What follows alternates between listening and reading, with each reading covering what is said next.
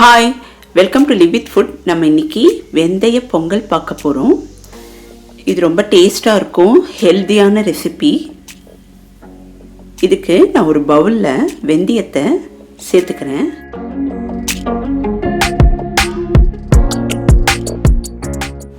இப்போ நம்ம பச்சரிசி சேர்த்துக்கலாம்.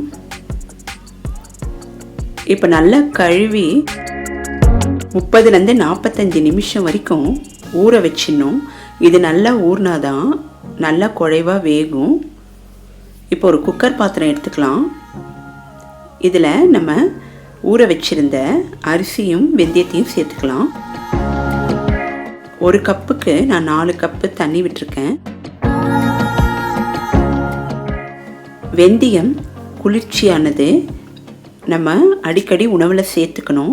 இந்த மாதிரி வெந்தய பொங்கல், வெந்தய தோசை இந்த மாதிரி நம்ம செஞ்சு சாப்பிட்டோன்னா டேஸ்ட்டும் நல்லாயிருக்கும்.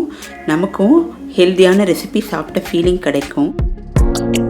இப்போ நம்ம தேவையான அளவு உப்பு சேர்த்துக்கலாம்.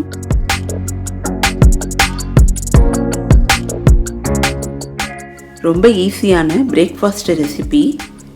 பெருங்காய கட்டி சேர்த்துக்கிறேன், வாசனையாக நல்லாயிருக்கும். இப்போ நம்ம 4 விசில் வர அளவுக்கு வேக வச்சு எடுத்துடலாம்.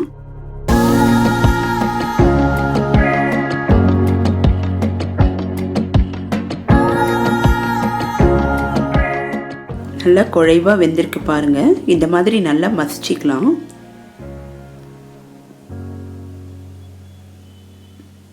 வெந்தயம்லாம் நல்லா வெந்து கசப்பே தெரியாது. சொன்னால் தான் தெரியும் வெந்தய பொங்கல்னு, அவ்வளோ டேஸ்ட்டாக இருக்கும். இப்போ நம்ம ஒரு கடாய் எடுத்துக்கலாம். இதில் நான் வெஜிடபிள் ஆயில் சேர்த்துருக்கேன்.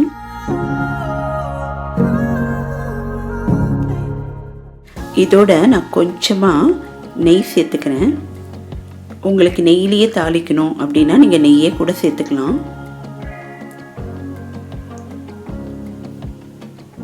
சுவைக்காக முந்திரி பருப்பு சேர்த்துக்கிறேன்.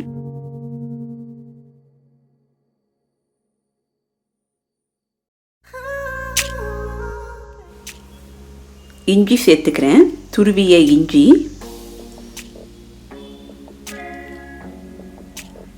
அடுப்பை சிம்மில் வச்சு நம்ம வதக்கிடலாம்.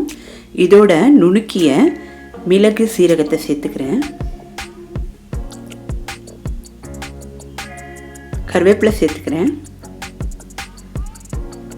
இப்போ இதை நல்லா இந்த தாளிப்பை நம்ம பொங்கலில் கொட்டி கலந்துடலாம். நல்ல டேஸ்டான வெந்தய பொங்கல் நமக்கு ரெடி ஆயிடுச்சு. பாருங்க, பார்க்கறதுக்கே ரொம்ப நல்லா இருக்கு. சாப்பிட்டா இன்னும் நல்லா இருக்கும்.